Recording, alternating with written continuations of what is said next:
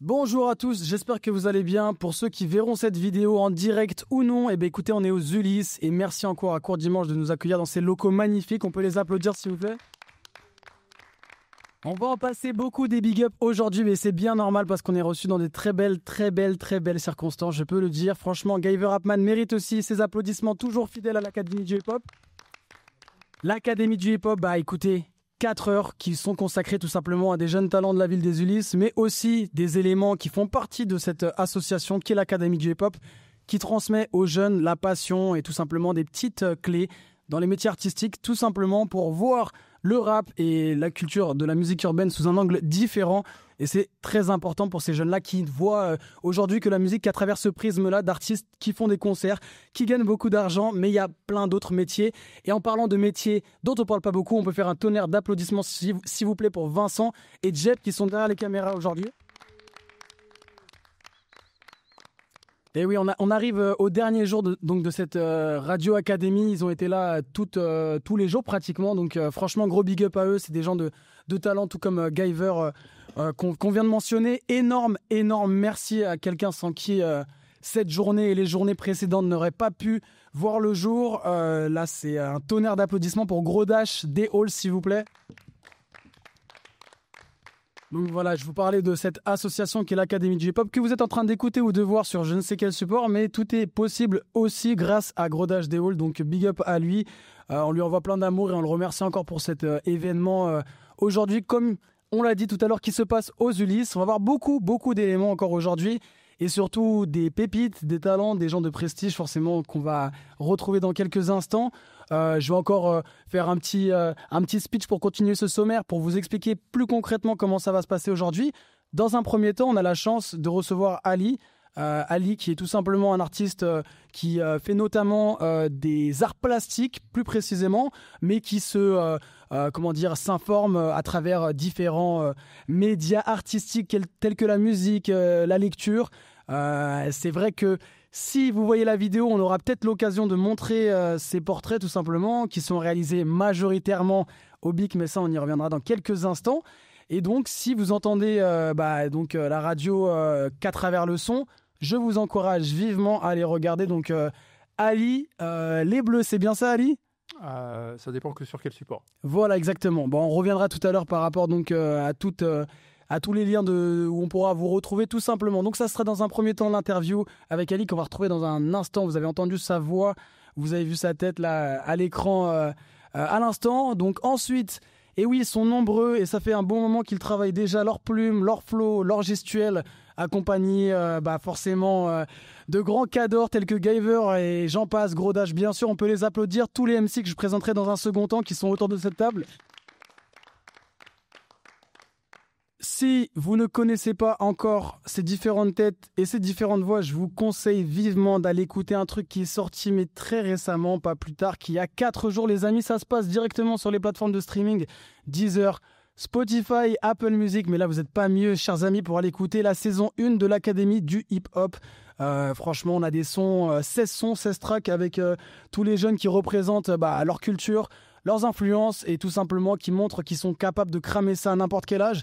Ça fait grandement plaisir qu'il y ait de l'actualité qui sorte en même temps que cette radio. Ça va permettre aussi à vous, chers auditeurs, de découvrir CMC à travers des freestyles qu'on vous montrera tout à l'heure, qui sont de l'improvisation, du live et des choses sur lesquelles on ne peut pas revenir, mais aussi des choses que vous pourrez découvrir dans un second temps sur YouTube, comme je vous l'ai dit, Deezer, Spotify et toutes les autres plateformes de streaming. En tout cas, merci encore à l'Académie du Hip-Hop pour cette opportunité. Aujourd'hui, dernier jour donc, de cette Radio Académie. On a un matériel de fou furieux. Je vous raconte pas tous ceux qui voient cette vidéo, qui nous entendent. Je vous conseille très vivement d'aller regarder ce que fait cette académie pour les jeunes. Peut-être que vous serez derrière ce micro, on ne sait pas, d'ici 1 mois, 2 mois, à faire un freestyle ou à parler de votre vie. Donc allez regarder l'Académie du Hip-Hop. Ça se passe sur Instagram, @l'Académie du Hip-Hop, tout attaché. Et sur les différents réseaux sociaux. Je vous conseille vivement, il faut monter dans le train maintenant parce que je pense, et j'en suis certain, et je pense que je ne suis pas le seul à le penser, que ça va aller très loin cette histoire. Je parlais tout à l'heure de la qualité déjà de ces jeunes artistes, mais aussi du cadre éducatif qui est là au cas par cas, chers amis. Donc voilà, c'est pas un appel, justement, je vous le dis très sérieusement, il faut que vous sautiez dans le train tout de suite par la fenêtre, par la porte, que vous agriviez une barre et que vous montiez dans ce train-là. Et ce train-là, en tout cas, il est bel et bien parti. Vous êtes sur la Radio Académie. On va s'intéresser tout de suite à Ali qui est en face de moi et qui a très gentiment accepté aujourd'hui de nous parler de ce qu'il fait.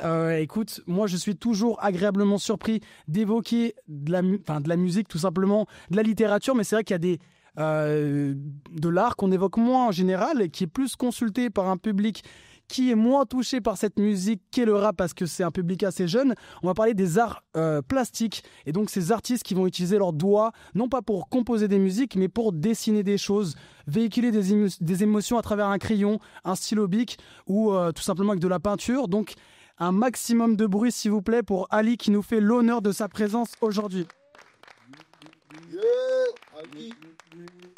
Merci. Comment vas-tu Ali ? Très bien. Bah écoute, déjà Ali, pour ceux qui ne voient pas la vidéo, ça fait plaisir, tu as le sourire et tu es arrivé avec, je pense que tu l'as toujours avec toi et ça déjà, ça veut dire beaucoup.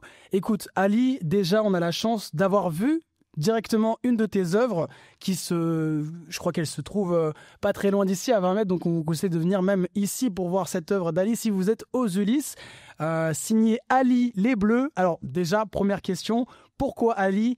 Pourquoi ce motif, ce leitmotiv Ali les Bleus et d'où vient cette signification tout simplement ?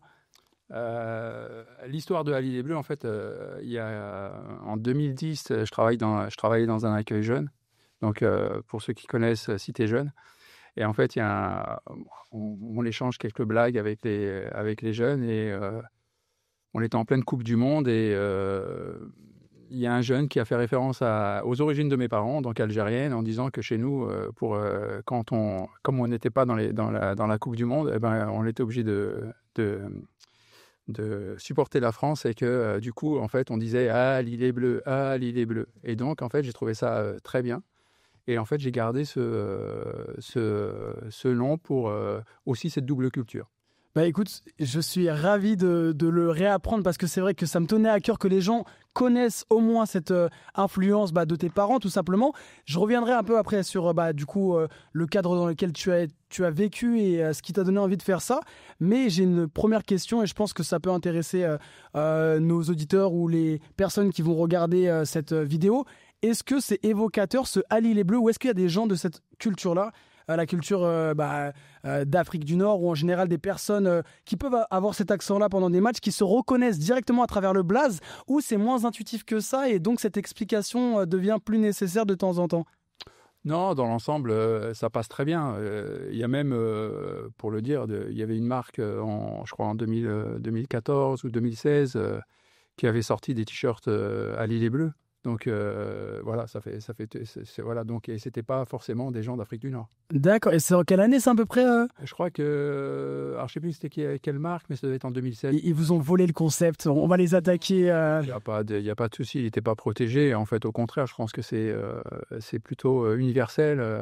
C'est bien que ça devienne universel, quoi. Bien sûr. Bah écoutez, ouais, non, c'est souvent un sujet dont on n'ose pas trop parler, mais c'est vrai que nos différences font notre force et c'est très bien que justement on profite justement de quelque chose qui aurait pu être une faiblesse à un moment, critiquer, ah oui, ils disent Ali les Bleus ou je ne sais pas quoi, ce qu'ils peuvent s'inventer ces personnes-là, mais de faire de ça une force, je trouve ça très très fort justement, et je pense que ça résonne beaucoup dans la tête de beaucoup de personnes issues ou non de cette immigration forcément.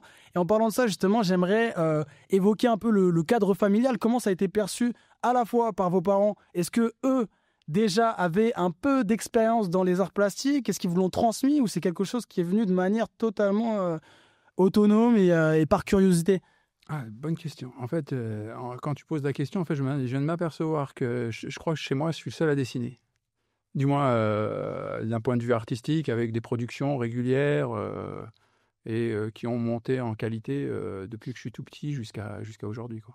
Et il y avait au moins des tableaux accrochés avec de la calligraphie, j'en sais rien, je m'imagine par rapport à la maison de ma grand-mère où tu as beaucoup de calligraphie ou de textes religieux qui peuvent déjà être un semblant de traits d'art ou de quelque chose de ce genre. Il n'y avait pas de tableaux accrochés, de tapisserie ou de choses qui pouvaient s'apparenter à un jeu de couleurs qui vous ait donné potentiellement une influence de tout petit, quoi? Non, en fait, il faut savoir que je suis un peu daltonien. C'est pour ça que je dessine en monochrome. C'est-à-dire que je ne vois pas forcément la même chose que vous en termes de couleur. Donc, ce qui fait que je suis plus à l'aise avec le noir et blanc ou avec le bleu ou des couleurs à unique couleur. Pour donner du contraste, en fait, sinon, j'ai énormément de mal. Et est-ce que vous avez donc, j'imagine que vous l'avez su assez tôt, daltonien, c'est donc confondre les couleurs et ça arrive plutôt à des hommes en général. Et est-ce que justement par rapport à ça, par rapport à la daltonie, ou je ne sais pas comment on peut appeler ça, vous avez quand même essayé de mettre, vous, votre jeu de couleurs, votre perception à vous, qui vous est unique, parce que tout le monde dessine un visage avec une peau, je sais pas, en fonction de la provenance ethnique, entre guillemets, noire, blanche, ou pâle ou plus foncée. Est-ce que vous vous êtes dit, à un moment, ça pourrait être quelque chose que je fais, ou bien vous l'avez déjà essayé et les gens n'ont pas forcément adhéré, ou même vous n'étiez pas content avec ce que vous faisiez? En fait, j'ai même pas essayé, en fait. C'est-à-dire qu'en fait, très intuitivement ou très naturellement, je me suis toujours dirigé sur du noir et blanc et sur une seule couleur. J'ai dû faire peut-être une fois un tableau, un paysage, et en fait, à l'époque, j'ai dû demander à ma femme de dire dis-moi les couleurs qu'il y a, parce que il faut me donner les crayons, hein, sinon je ne vois pas, quoi. Bah, c'est génial. En parlant de crayons, nous, on est donc autour de la table des jeunes artistes et même des gens au quotidien qui en utilisent beaucoup à des fins différentes. Certains pour remplir des papiers administratifs, d'autres pour signer des autographes. Bon, je pense qu'il n'y en a pas encore beaucoup ici, mais surtout majoritairement pour nos jeunes qui sont ici à l'académie, et moi y compris, on utilise des crayons pour donc écrire ces textes de rap. Textes de rap qui nous servent potentiellement c'est même utopique pour beaucoup, à faire des scènes, faire du live et donc se produire devant des gens. Et donc, pour faire donc une espèce de transition qui va amener justement à votre style, votre signature à vous, lorsqu'on va faire un live de la musique en direct, on n'a pas la possibilité de revenir sur ce qu'on a dit. Quand j'enregistre un morceau chez moi, mais je peux faire 14 000 versions de la même voix, ça va pas m'embêter. Mais par contre, quand je vais être devant un public, je vais devoir donner ou délivrer un certain truc sur lequel je ne pourrais pas revenir. Et par rapport à ça, je trouve que ce lien-là, je trouve qu'il y a une grande prise de risque de votre part, et même peut-être que c'est complètement assumé et que aujourd'hui ça paye parce qu'on a vu aussi ce que vous avez pu produire et que c'est très très bien fait. Le fait que vous dessiniez au bic, tout comme les rappeurs, vous ne pouvez pas revenir dessus ou partiellement lorsque vous dessinez un trait. Il est acté, vous ne pouvez pas le gommer puisque c'est du stylo bic.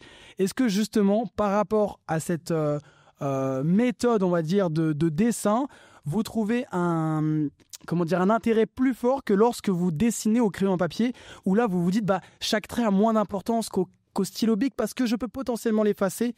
Je ne sais pas si vous percevez, mais est-ce que la concentration est différente lorsque vous dessinez au stylo bic, et aussi ce que vous ressentez par rapport à chaque trait que vous dessinez qui a une importance cruciale dans votre dessin?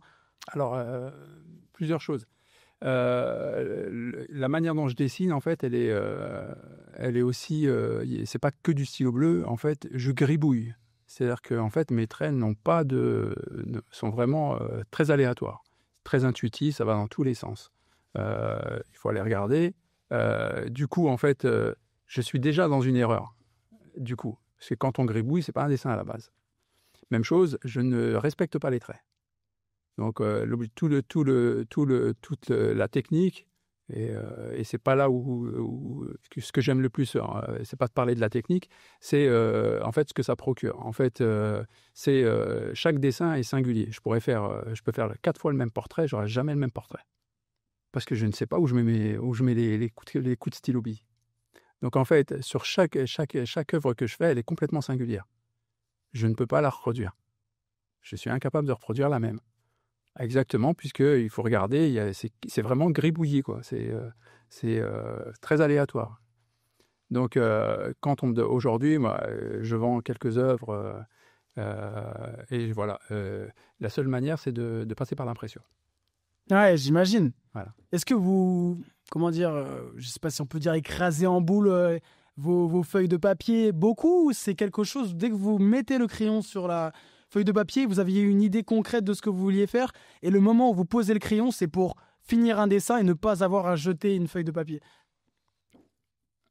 Je n'ai pas compris toute la question, mais je vais répondre aussi à des choses qui étaient avant sur ce que ça procure. En fait, ce que ça procure, c'est de l'adrénaline, parce qu'en fait, effectivement, quand on fait... là, vous avez vu je ne sais pas, ça doit être un 70-80, je crois, ou un 50-70. Je ne peux pas revenir derrière, donc quand je le loupe, et voilà, il faut que je recommence. D'accord, ouais. Clairement. Ok. Donc, Ouais. j'ai pas le choix. Sur du papier, jusqu'à présent, j'ai dû en déchirer 3-4. Mais ce que je déchire, c'est aussi des fois, en fait, je suis pas dans un état correct pour dessiner. Et en fait, même quand je m'y plonge, en fait, c'est difficile. Comme je vous l'ai dit au départ, hein, c'est complètement intuitif. C'est-à-dire qu'il faut aussi que j'ai envie et que ça me fasse plaisir. Si ça me fait pas plaisir, il y a des gens qui me font des commandes, je les fais pas parce que ce qu'on me demande ne me fait pas, ça me fait pas kiffer. Bien sûr. Donc, et je vois pas comment on pourrait je vois pas l'intérêt. Du moins, c'est pas que je vois pas l'intérêt, c'est que je vois pas comment je pourrais faire. D'ailleurs, il y a quelque chose qui me dit non, je vois pas.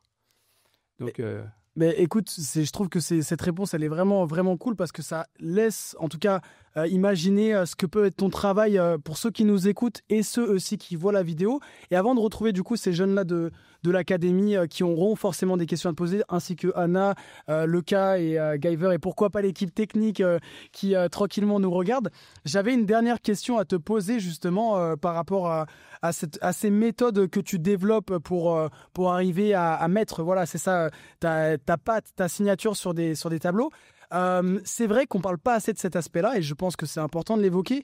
Chacun ici, on a déjà été touché par une musique, on a déjà éprouvé quelque chose, c'est le propre de l'art, que ce soit de l'énervement, en passant par le malaise, puis par des pleurs, par exemple. C'est vrai que les artistes abordent peu ce sujet et moi, ça m'intéresse de te poser la question. Est-ce que toi, non pas en écoutant, mais en voyant une œuvre de quelqu'un d'autre, mais toi, est-ce que tu as déjà ressenti des émotions fortes au point de pleurer, de t'énerver lorsque tu faisais, toi, du dessin ou autre type d'art? Je pense, alors c'est pas forcément le même processus que de la musique, parce que d'un côté on a de la vibration et de l'autre côté on a quelque chose de visuel. Mais si on peut parler un peu de vibrations qui sont, parce que mécanique quantique, certains trucs tout est vibration, tout est énergie. Donc du coup en fait, tout ce qu'on voit, tout ce qu'on perçoit, voilà, c'est des ondes. Donc c'est très aléatoire et effectivement en fait moi personnellement quand je regarde des toiles en fait il y a des choses qui me font rien. Ça veut pas dire qu'elles ne vibrent pas, elles ne vibrent pas au moins pour moi, et quand elles ne vibrent pas, je me pose la question pourquoi, alors que je vois énormément de monde les regarder et les toucher. Donc ça me renvoie un peu sur moi, sur qu'est-ce qui se passe, est-ce que je suis en phase avec nous, avec l'ensemble des personnes. Et il y a des toiles qui me touchent parce que en fait, elles viennent symboliquement. Il y a des choses que je retrouve et qui viennent appuyer sur des choses que j'ai pu connaître consciemment ou inconsciemment. Écoute, j'ai une dernière question encore parce que c'est vrai que c'est intéressant et je me laisse porter aussi par ce que tu dis, tout comme les jeunes qui sont ici, qui ont déjà sûrement préparé leurs questions à poser au micro dans quelques instants, et Anna qu'on va retrouver dans quelques petites secondes pour continuer cette interview, en tout cas essayer de le prolonger un maximum parce que, écoute, on a la chance donc d'être avec Ali. Vous pouvez le retrouver sur Instagram. Est-ce que tu peux nous donner ton Instagram ou tu préfères un autre média? On te laisse. Je préfère Instagram, donc Libre Arbitre avec art ART en plein milieu. Libre Arbitre avec art ART en plein milieu. Écoute, moi j'avais juste une dernière question par rapport à ces réseaux sociaux-là parce que j'ai vu une exposition récemment qui se passe au Palais Immersif, rue de Lyon. Le titre d'exposition, je vous conseille tous d'aller la voir, c'est Loading. Le sous-titre étant l'art urbain à l'ère du numérique. Donc c'est vrai que aujourd'hui, il y a différentes manières de proposer ou de montrer aux gens qu'on fait de l'art. Ça se passe exclusivement sur un truc qui fait 10 cm de haut et 5 cm de large. C'est vrai que à une époque où des artistes arrivaient à se rendre grandioses et se faire connaître dans le monde entier de par des œuvres qui pouvaient se toucher, aujourd'hui, qu'est-ce que tu penses de ce nouveau moyen de transmettre l'art ? Voilà, on bascule dans autre chose. En fait, alors moi, ce que j'aime bien, en fait, c'est cette notion. Je fais aussi beaucoup de photos sur le compte Instagram. Vous voyez beaucoup de photos en noir et blanc. En fait, et ça, c'est un truc que mon fils m'avait dit. J'ai trouvé ça assez génial. Il me disait, tu sais, à l'époque, moi, je faisais aussi de l'argentique quand j'avais 20 ans. Et donc, il y a il y a un positif et un négatif. Et que lorsqu'on arrive sur du numérique, en fait, on n'a que du positif. C'est des pixels. Donc, en fait, tout est pris. Donc, et là, j'ai dit, ah ouais, c'est super intéressant, cette approche-là. Et je crois que c'était sorti d'un bouquin. Alors, lui, il est étudiant en arts plastiques. Du moins, à l'époque, il était un étudiant en arts plastiques. Et j'ai dit, ah ouais, c'est vrai, c'est assez marrant. Et j'ai gardé cette image. Donc, je pense, moi, que cette évolution est plutôt positive.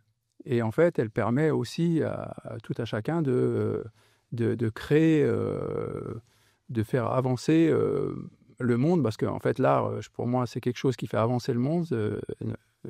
Il nous questionne, mais aussi on a des réponses à travers les textes. Et moi, je dis souvent, ce qu'on voit, c'est que la partie immergée de l'iceberg. Je pense que derrière les textes de ces jeunes, en fait, ce que l'on voit, c'est justement ce qu'ils dénoncent ou pas, parce qu'à un moment, le rap, c'était beaucoup ça, mais en dessous, je pense qu'il y a toute leur personnalité, leur sensibilité, tout ce qu'ils ne veulent pas dévoiler, mais que si on tourne la tête, et comme je te disais, ma signature, elle est aussi sur Ali, et en fait, aujourd'hui, je suis passé d'Ali les Bleus à Ali tout simple, et en fait, j'ai inversé le I, parce que en fait, j'aime bien prendre un autre angle de perception, et des fois, il faut juste fermer les yeux, juste écouter parce que derrière, il n'y a pas que des paroles, il y a aussi des voix, de la vibration, il y a aussi de la sensibilité, des choses qui peuvent être dites d'une manière dure, mais qui dénoncent, mais qui montrent, l'autre facette, c'est ce côté fragile, ces failles que ces jeunes ou pas jeunes, hein, parce que ça marche pour tout le monde, puissent transmettre, mais qu'on ne perçoit pas, mais en fait qui nous touchent. C'est pour ça que quand tu disais tout à l'heure, ouais, les œuvres qu'on voit, oui, on voit une œuvre, mais en fait, c'est qu'on n'arrive pas à trouver le langage ou la porte d'entrée pour accéder à ce côté, certains pourraient dire obscur ou lumineux, mais en fait, il faut de l'obscurité pour voir la lumière pour voir l'obscurité. Donc, dans les deux sens, il y a ce côté-là, moi, que je trouve très intéressant. Au moins sur la partie numérique, sur tout ce qu'ils font en termes de son, de support. Je considère, moi, que c'est un média, mais on n'est pas loin du médium aussi pour les artistes. Donc, média, on n'est pas loin. Donc, je pense tant qu'ils posent, tant que ça se diffuse, tant que ça vient justement apporter ou alimenter quelque chose de plus grand, c'est leur part de témoignage, leur part de transmission. Et ils peuvent l'avoir, alors, même à très jeunes, ils peuvent transmettre des choses, et pas forcément des choses qui sont liées à de l'éducation, il faut faire comme ci ou comme ça, plutôt leur sensibilité. Et peut-être que dans 50 ans, 100 ans, on les écoutera et on s'apercevra, on sera peut-être plus sensible, ou peut-être moins, je souhaite plus sensible, moi, et qu'on pourra deviner derrière ces paroles tout un contexte social, comment on vivait, au-delà des mots. Au-delà de ce qu'on peut percevoir. Punchline sur punchline, merci beaucoup. Allez, on peut l'applaudir s'il vous plaît quand même. Hein. Bravo. Non, franchement, c'est super de recevoir aussi des personnes, surtout quand on part d'un milieu musical, des personnes qui font justement de l'art, mais à travers différents supports. Et je trouve ça plein de clés pour aussi ces jeunes qui sont ici. À travers un art qui peut paraître différent, il y a plein de similitudes qui sont aussi des axes que nous, on peut aborder, que ce soit la sensibilité aussi dont tu as parlé, qui peut être un peu camouflée d'une certaine part, mais qui peut laisser aussi présager beaucoup. En tout cas, Ali, moi, j'étais très honoré de faire ta rencontre aussi en direct et d'avoir un échange long avec toi, mais je pense que toutes les personnes qui sont autour de cette table et qui t'ont écouté veulent aussi te poser des questions potentiellement. Et donc, chers amis, écoutez, on peut faire un tonnerre d'applaudissements pour FOH, s'il vous plaît, qui prend le micro à ma gauche. Ouais. Ok, moi je voulais savoir, est-ce que c'était pas un peu dur pour toi de réaliser ce problème, par exemple, de daltonisme? Est-ce qu'on t'a pas fait des critiques par rapport à ça? Tu t'es pas senti, on t'a pas mis dans une case un peu différente au niveau social et artistique? En fait, le premier choc, en fait, c'est mes études que je voulais faire au départ, c'était architecte. Et en fait, en découvrant que, alors je suis pas complètement daltonien, mais en fait, je vois pas les en fait, quand vous allez à l'école, vous savez le document là où on voit un chiffre, et tout ça, en fait, je dépasse pas la deuxième page. Donc, à partir de la troisième page, je vois plus le chiffre. Donc, tout ça pour tout ce qui est couleur, et je m'en aperçois. Hein. Il m'est arrivé dans mes études, parce qu'après j'ai fait autre chose, de vouloir brancher, par exemple, à l'époque, ça va pas parler aux jeunes. Avant, on avait des prises de téléphone, c'était pas en Wi-Fi, donc il y avait plein de couleurs, il fallait brancher le bleu, le rouge, le vert, le rose. En fait, je voyais aucune couleur pour moi. Vous avez Noir, pété les plombs, hein. Ah non, ouais, non, mais en fait, on se mettait à deux, il fallait deux. Avec une torche pour bien voir les couleurs, la rapprocher de nos yeux et tout ça. Donc voilà, en tout cas, il est bien évident que ne pas voir les couleurs dans un monde où la couleur est importante et en fait, c'est pas les gens qui vous mettent de côté, c'est la manière de fonctionner. Et c'est toute la différence. C'est-à-dire que les gens, ils n'ont pas forcément, moi je pars du principe que les gens, ils n'ont pas forcément envie de vous mettre de côté. Mais en fait, quand vous ne correspondez pas à ce qu'on vous demande, du coup, même vous, en fait, vous par réflexion, dites « Ah ouais, c'est vrai que je ne peux pas le faire. » C'est-à-dire que s'ils me demandent, je suis incapable de le faire.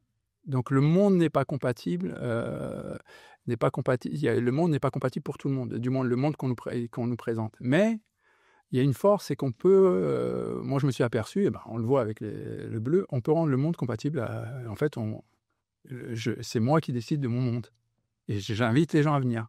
Et c'est pas le contraire. Donc après, libre arbitre, libre aux gens de faire le choix de venir ou de pas venir.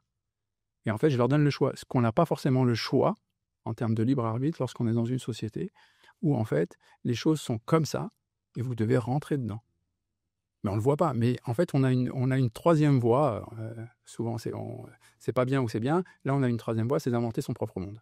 Et ce que font en fait très jeunes tous ces artistes, ils commencent par là. Et souvent, comme moi, en fait, à un moment, on l'abandonne. On l'abandonne parce qu'à un moment, il faut être compatible. On essaye d'être compatible. Et à un moment, je ne sais par quelle magie, on y revient.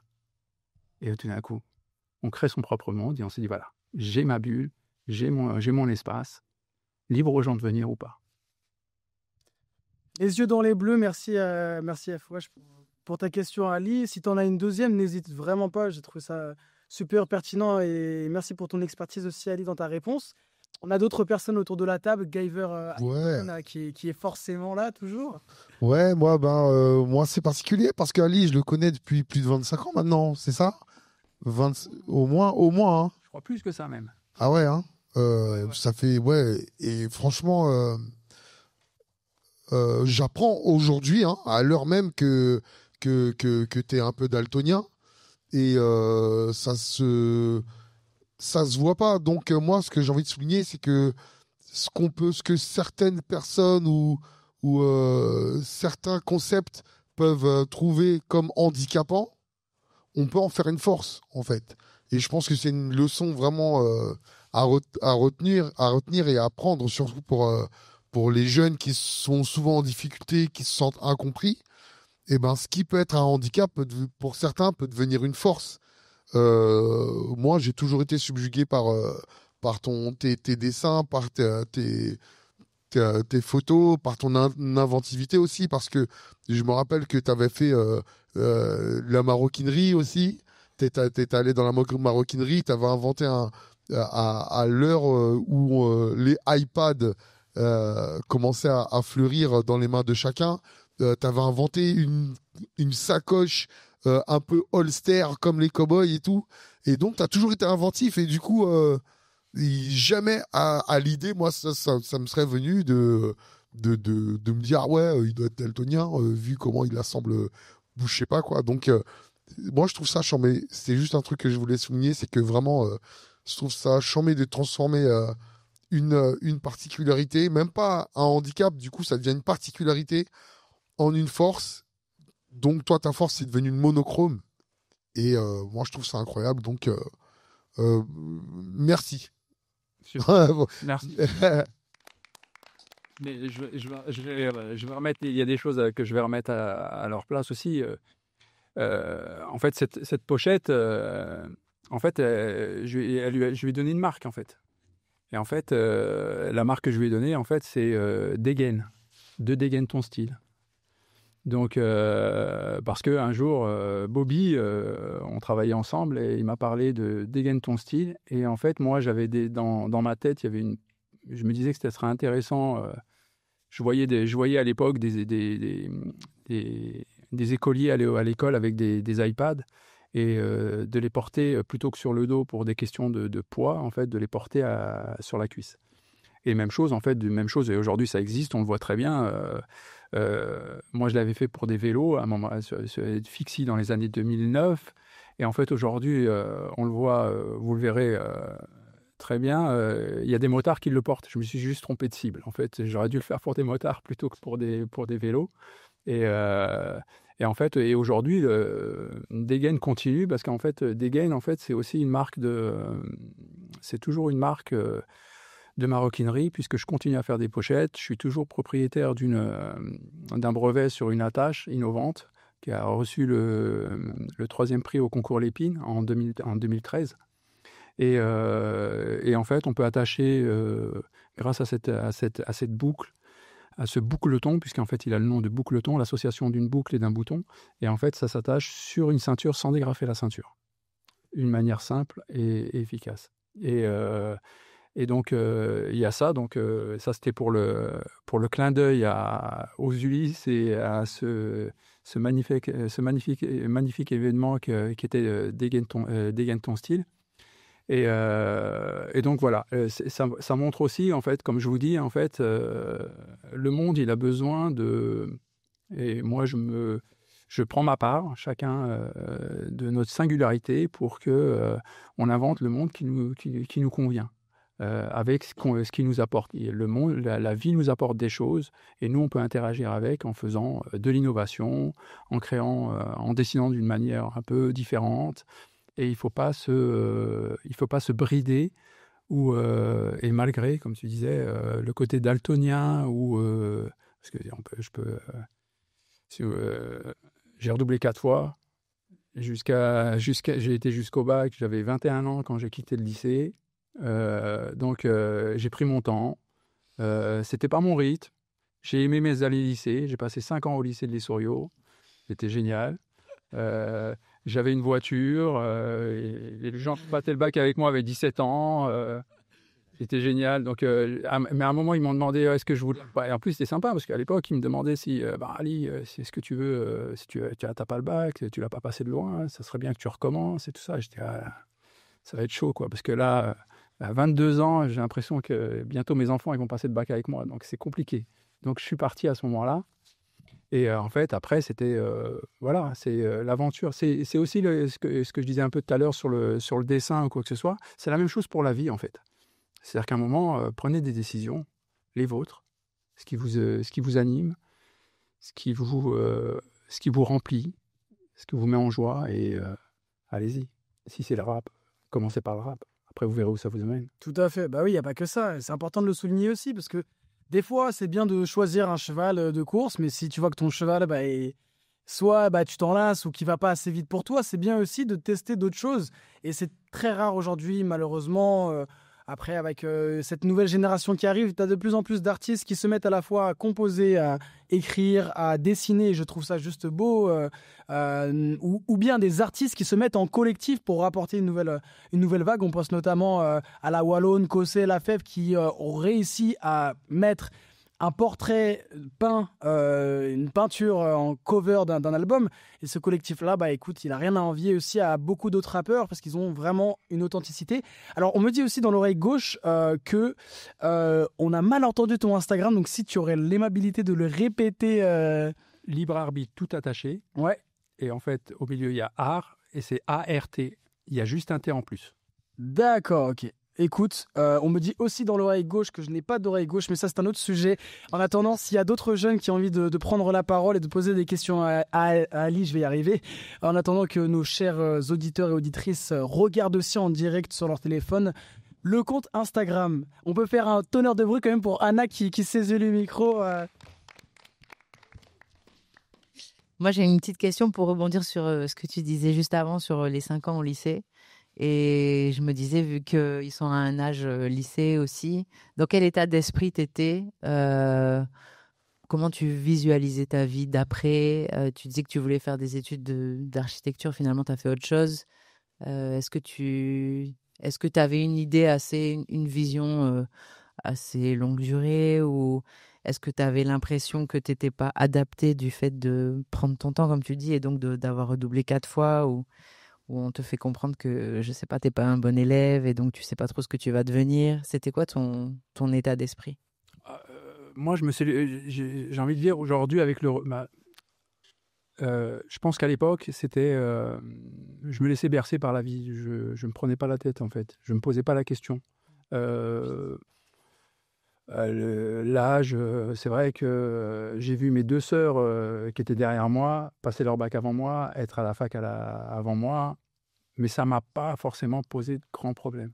Je l'ai pas ressenti. J'étais pas dans une compétition. J'ai jamais été, je crois que j'ai jamais été compétiteur. J'ai pourtant fait pas mal de sports individuels, même de combat, mais j'étais pas un compétiteur dans l'âme. Je suis plutôt sport collectif. Je suis plutôt le gars qui donne la balle. Je suis plutôt marque le but. La gloire, c'est pas forcément mon truc. Et je pense que on a peut-être une société qui nous amène à être très efficace, à aller très vite. Moi, j'y crois pas trop, quoi, en fait. Je pense qu'il y a autant de chemins qu'il y a d'individus. Sache même que, je sais pas, s'il y a quelqu'un qui veut me contredire, je pourrais laisser mon numéro de téléphone j'aimerais discuter avec lui. Mais pour moi, il y a pas de... Il y a des caractéristiques, on grandit, ça prend du temps. À un certain âge, on veut qu'on fasse des choix très vite. Alors est-ce qu'on est en mesure de les faire justement pour correspondre à une société? Parce qu'en 3e, il faut se donner une orientation. À la fin du lycée, il faut que quasiment que tu aies presque un métier ou déjà avec une vision. Non, moi, j'avais pas de vision. Et c'est pour ça que je pense que je suis parti et j'étais hyper calme quand je suis parti. J'étais hyper serein. Derrière, je me suis retrouvé dans le bâtiment, assistant chef de chantier, après maîtreur tout corps d'état. J'ai essayé plein de trucs. J'ai vu que les horaires, ça ne me correspondait pas. La pénibilité ne me correspondait pas. Alors qu'on me trouvait intéressant. Mais moi, je disais non, non, ça ne me va pas. Et j'ai essayé. Et en fait, je suis devenu éducateur sportif parce que c'était un truc, le sport, c'était mon truc. J'aimais ça. Et c'est aussi par rapport à la photo. J'aime les corps. Je fais de la photo de rue, donc je prends des gens dans la rue. J'aime les corps qui sont dans la rue, comment ils cohabitent, comment on se sert de son corps. Quand on était jeune ici, dans les locaux, on faisait de la danse. On avait un rapport au corps qui était plutôt sympa pour notre âge, qui n'est pas forcément le même pour tout le monde aujourd'hui. Donc, il y a des choses, voilà. Je pense qu'il après un moment, c'est un espèce de puzzle qui se met en place d'une manière presque magique, quoi, qu'on ne peut pas expliquer, et où tout d'un coup, il y a une espèce de vérité qui apparaît. On dit, ah, tiens, c'est là. Et après, j'ai fait éducateur sportif pendant jusqu'en 2000. Alors, je suis toujours... alors, je suis salarié, je suis fonctionnaire territorial donc pour la mairie des Ulysses. Donc, je travaille sur ce centre, comme ça je le rappelle aussi, parce que c'est vrai que je ne l'ai pas dit. Je suis ici animateur DSU, donc développement social urbain. Ce qui m'intéresse, moi, dans le développement social urbain, c'est le lien avec les gens, c'est les gens qui se mettent en lien. Pour revenir un petit peu sur ce qu'on disait sur les études et le fait la projection, eh ben, en fait, une fois que j'ai grosso modo lâché prise et je me suis pas posé la question de ce que j'allais faire demain. Eh ben, je me suis aperçu que la vie m'a apporté ce qu'elle voulait. Et moi, j'ai vu des opportunités, je les ai prises. Et des fois, je les voyais, je dis ah non, c'est fausse piste ou vraie piste, ou peut-être que j'en ai loupé. Mais je n'ai aucun regret. En tout cas, j'ai choisi, je pense, tout ce que j'ai fait. Et je me sens assez conscient, je ne sais pas tout le temps, parce que c'est dur d'être conscient tout le temps. Mais je sens assez conscient. Quand il y a une opportunité, en fait, et comme on disait tout à l'heure, je suis très intuitif. C'est-à-dire que je ne fonctionne qu'au coup de cœur. C'est-à-dire que sur le coup, schlack, ça se déclenche. Et voilà, tout à l'heure, vous m'avez demandé si je voulais participer à cette... Voilà, je dis oui. Parce que ça me faisait plaisir. Bon, écoutez, si vous êtes toujours avec nous, vous avez tout simplement le Insta de notre cher ami Ali qui est là déjà avec nous depuis un petit moment. On va encore s'attarder quelques minutes sur différents sujets qui, je pense, vont intéresser certains auditeurs et certaines auditrices qui nous écoutent soit en direct ou qui revoient cette émission sur les plateformes de streaming diverses et variées. Alors, Ali, tout à l'heure, tu nous as dit que tu as eu le permis à l'âge où tes copains allaient encore à l'école à pied. Et moi, il y a un truc qui m'intéresse. Tu prends le métro de manière régulière encore aujourd'hui. Ouais. Alors, ça paraît flou comme ça, mais c'est vrai que du coup, sur ce Insta-là qui est libre arbitre, on retrouve beaucoup d'images de corps en mouvement, tout simplement dans un métro. Et j'ai un attrait très particulier pour le métro parisien, bien qu'ils le sentent pas super bon tout le temps, bien que les gens y soient aigris. Mais en ayant regardé les photos là, je trouve ça super et intéressant pour les personnes qui regardaient ce compte Insta, la manière dont tu vas positionner, entre guillemets, ton œil ou plus principalement la caméra, ton objectif sur des gens qui ont l'air complètement inhumains ou qui sont dépourvus de toute capacité humaine à interagir au moins avec un visage levé. Est-ce que, ou plus particulièrement, pourquoi et d'où est venue cette envie de photographier des gens dans le métro, ce qu'on ne retrouve pas partout sur Instagram? Alors, l'histoire, c'est... moi, je faisais des photos Je faisais de l'argentique, moi, à la base. Dans les années... quand j'avais 20 ans, je faisais de l'argentique. Ce que font les jeunes aujourd'hui en rap, moi, je le faisais avec des animateurs sur de la photo. J'ai eu la chance de rencontrer un photographe de la mairie et surtout un animateur, Gilles Pujol-Latour, qui était animateur, moi j'étais un jeune, qui m'a proposé un stage avec la mairie pour faire de l'argentique, parce que j'étais intéressé par l'image. Et donc, en fait, j'ai passé 1 mois avec lui à faire des photos, à développer et tout ça. Après, je faisais ça chez moi. J'ai complètement perdu la mémoire, mais ça se développait où les photos comme ça déjà? En fait, dans des bacs, avec des produits. Est-ce que tu peux nous en dire plus? Parce que là, En fait, à l'époque, si vous vouliez développer vos photos vous-même, vous mettiez dans votre salle de bain avec une lumière rouge, vous mettiez des bacs, 3 bacs. Déjà, juste la pellicule, c'était déjà un casse-tête. Il fallait... en fait, quand vous preniez... Alors, je vais expliquer quand même. Bah oui, non mais bien sûr. Une photo avec un argentique, on ne voit pas le résultat tout de suite. Donc, en fait, c'est toujours la surprise. Est-ce que vous avez pris la bonne ouverture, la bonne vitesse? Est-ce que vous n'avez pas bougé? Est-ce que le sujet ne ferme pas les yeux? Tout ce que vous voulez. Et en fait, ça coûte... À l'époque, ça coûtait... moi, mes salaires, ils y passaient, quoi. Ouais. Donc j'ai fait de la photo et à un moment, c'est ce que je disais un peu tout à l'heure, il y a la pression sociale qui nous rattrape. Il faut aller travailler, il faut aller faire de l'argent. Tu veux réussir tes rêves, travaille. Il n'y a personne qui dit qu'on peut réussir, commencer le boulot en faisant son rêve. On te dit, tu travailles, tu réaliseras tes rêves. Ça marche aussi dans les deux. On peut travailler dans ses rêves, on peut faire de son rêve une réalité, comme une phrase bien connue. Mais ce qui se passe, c'est que à un moment, tu arrêtes et en fait, et après la pression sociale, tu rentres dans les cases. Je crois que je l'ai entendu dans la notion de case. Je crois que l'anthropologue qui est ici, je crois que je l'ai entendu. Et en fait, on y est bien. On est super bien à un moment. C'est confortable. C'est super confortable. Et en fait, cette case, en fait, on pense qu'elle grandit, et que le périmètre, il grandit. Mais en fait, je ne suis pas sûr. Il y a encore de la recherche à faire. Mais, donc, on avance comme ça, sauf qu'à un moment, il y a des choses qui nous choquent. Et moi, en fait, ce qui m'a remis dans la photo, c'est les attentats de Je suis Charlie. Et en fait, le lendemain, en fait, des attentats, en fait, il y avait une espèce d'atmosphère un peu bizarre, du moins qui moi me touchait énormément. Et en fait, le dimanche matin, j'ai décidé de prendre les transports en commun que je ne prenais plus.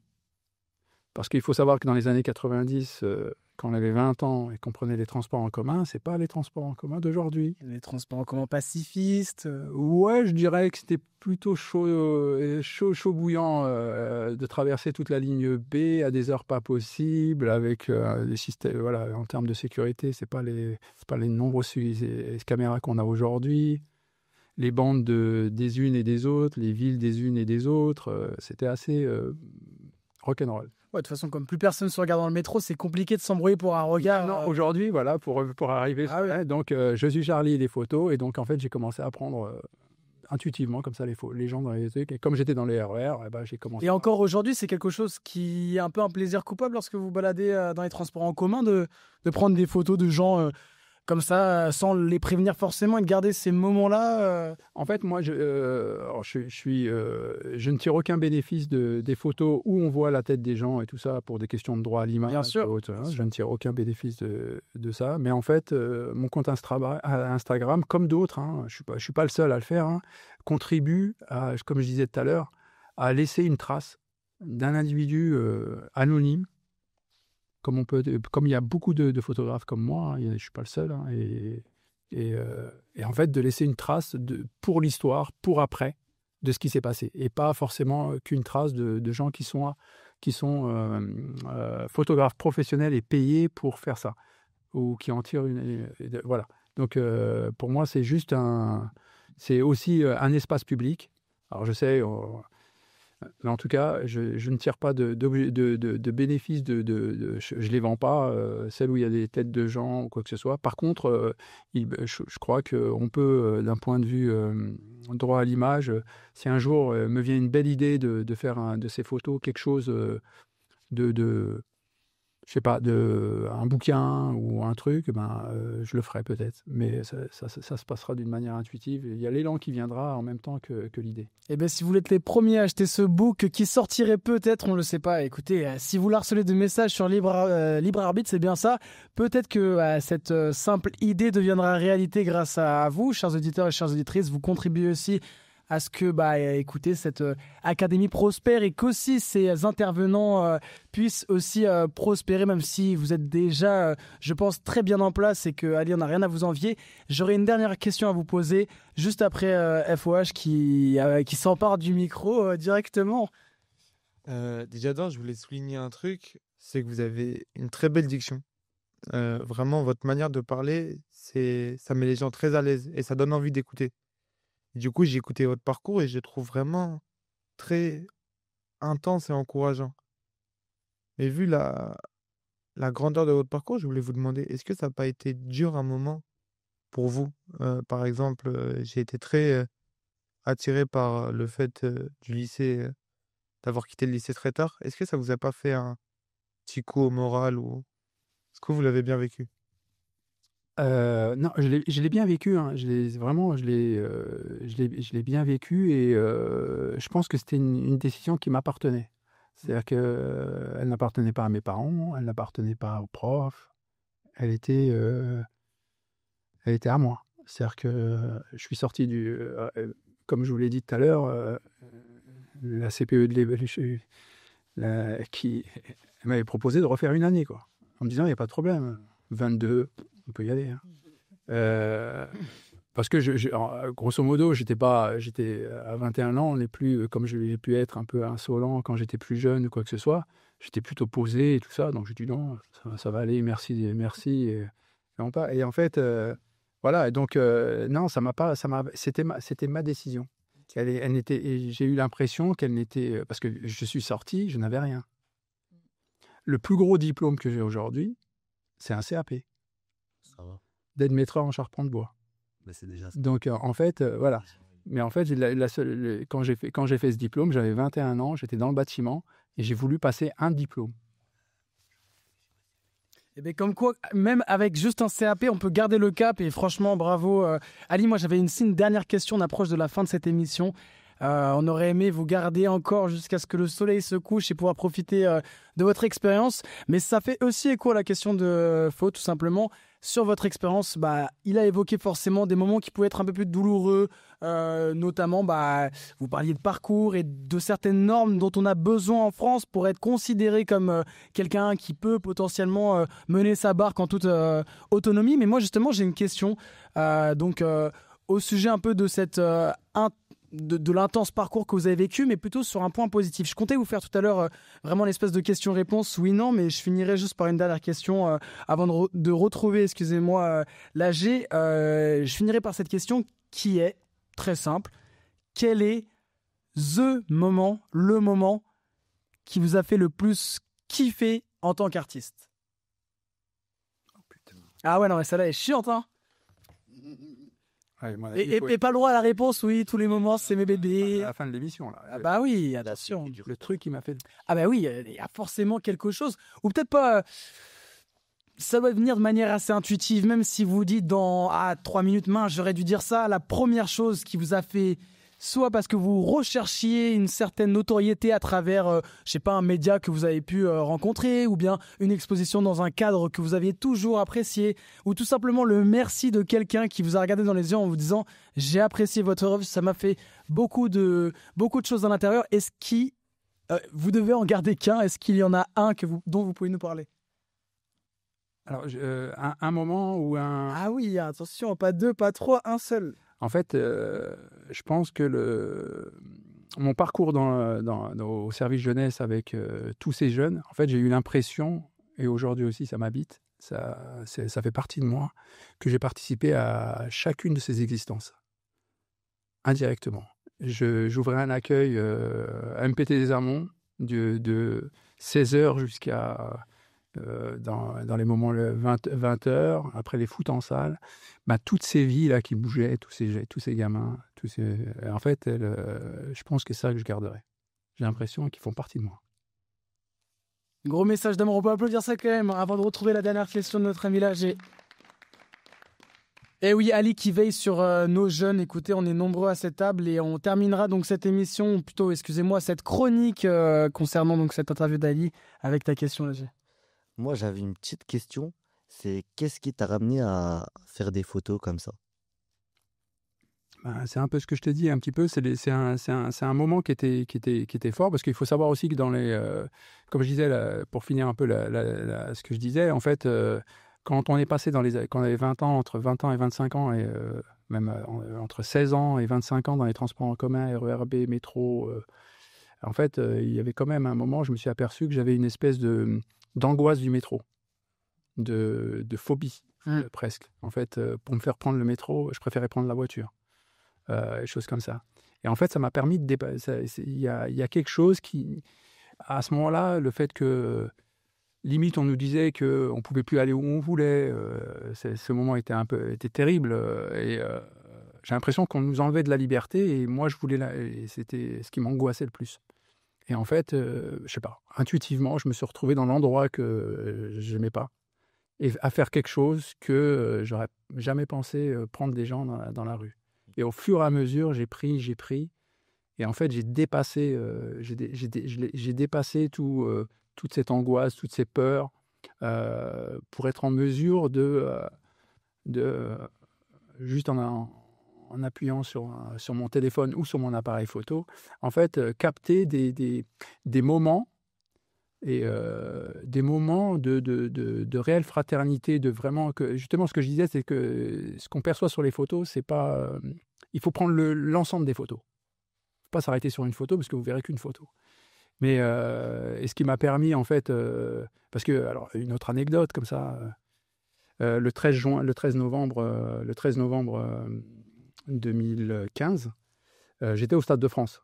En fait, je tournais autour du Stade de France, et en fait, je faisais des photos, et je sais pas pour quelle raison, 20h30, je suis rentré. Ouais. Donc, j'étais pas là à 21h. D'accord. Et donc, et du coup, en fait, Même chose quand il y a Je suis Charlie. En fait, je suis propriétaire de 2 marques, d'une marque qui s'appelle Je suis bleu. Ali les bleus, je suis bleu. Je l'ai déposé au féminin, cette marque, pour faire un peu de passerelle avec notre agissons pour l'égalité. C'est vrai que... et en fait, j'ai déposé au féminin. Et en 2015, le premier dessin que je fais, j'avais déjà déposé la marque. Il y avait la Coupe du Monde féminine de football. Et je dessine, et pour la première fois, il y a un journal où il y a Zidane. Et c'est comme ça que j'ai appris, en fait. Ok. Et j'ai gribouillé sur le journal. Sauf que quand j'ai vu les gribouillis que j'avais fait en regardant les matchs des féminines, en fait, quand je les regardais, j'ai dit, putain, c'est pas con. J'ai pris une feuille blanche et je l'ai refait. Et j'ai dit, ah ouais, ça marche bien. Et c'est comme ça que j'ai commencé à dessiner. Et en fait, aujourd'hui, comme ça va peut-être faire aussi la fin, ma prochaine expo, elle s'appelle Je suis bleu. Elle aura lieu le 24 avril, du 25 avril au 28 avril, au château de Belleville de Chevry. Et en fait, je vous invite dans mon monde où je mets des photos, des dessins en rapport avec ce thème. Et aussi, en fait, le sous-titre, c'est quand la singularité se conjugue au pluriel. Donc, une manière de, quelque part, mais c'est un point de vue, c'est qu'un début de recherche sous forme artistique, et pas l'écrit, comme on l'entend. Il y aura aussi des phrases, parce que aussi j'écris. Parce que je suis aussi un peu dyslexique. Je fais beaucoup de fautes d'orthographe. Tout le monde un peu. Je pense que tout le monde fait un peu de fautes d'orthographe. Ouais, mais en tout cas dans ce monde, et en fait j'utilise en fait cette singularité et la manière dont j'écris. Vous retrouverez sur mon Insta des citations, ce qu'on appelle des phrases à tiroir ou avec des jeux de mots, qui même moi en fait des fois quand je les relis, je me demande ce que je voulais dire. Donc, mais en tout cas qui jusqu'à présent qui amène les gens à réfléchir sur le mot, ce que ça veut dire quand on le voit, les sons. Parce qu'en fait, aujourd'hui, on écoute beaucoup, on regarde les mots et on lit beaucoup sur la définition. Mais je pense que les mots aussi nous enferment. Et que en fait, ils sont beaucoup plus grands que ce qu'on veut percevoir. Mais qu'on nous les apprend avec une définition très courte. Parce que je pense que pour un mot, il faudrait quasiment un dictionnaire pour chaque mot. Et en fait, ce qui est presque impossible. Mais par contre, notre corps, je reviens au corps, notre corps nous permet, lorsqu'on écoute, lorsqu'on est attentif, de percevoir l'ensemble de ce qu'il peut vouloir dire. Aussi bien visuellement, d'un point de vue aussi ce qu'on entend, et aussi ce qu'on sent. Encore faut-il être connecté à son corps. Donc pour moi, c'est tout un parcours et une recherche personnelle pour quelque part, en fait, voir l'invisible, comme pour certains, essayer au moins. Donc voilà. C'était Ali avec nous, s'il vous plaît, un tonnerre d'applaudissements. Merci beaucoup. Ali que vous pouvez retrouver sur Instagram avec Libre Arbitre. Alors je vais l'épeler pour que tout le monde comprenne bien, c'est LIBRART et BITRE, Libre Arbitre avec art au milieu. Vous pouvez aussi retrouver son site web librearbitre.fr. Vous pouvez voir ses photos, notamment celles donc prises dans le métro, où on y voit donc des gens sous toutes leurs formes. Je vous conseille vivement aussi d'aller voir ça, et ainsi que ses portraits au bic qu'on a vus. Alors Ali, merci encore à toi. Tu es passé par de la daltonie en passant aussi par Dégaine ton style, et aujourd'hui à l'Académie du Hip-Hop, tu vas peut-être nous voir dégainer notre style dans quelques minutes, justement parce que ça va être le moment pour ces jeunes MC de montrer aussi ce qu'ils font en cachette ou pas, chez eux ou devant un micro, accompagnés ou seuls.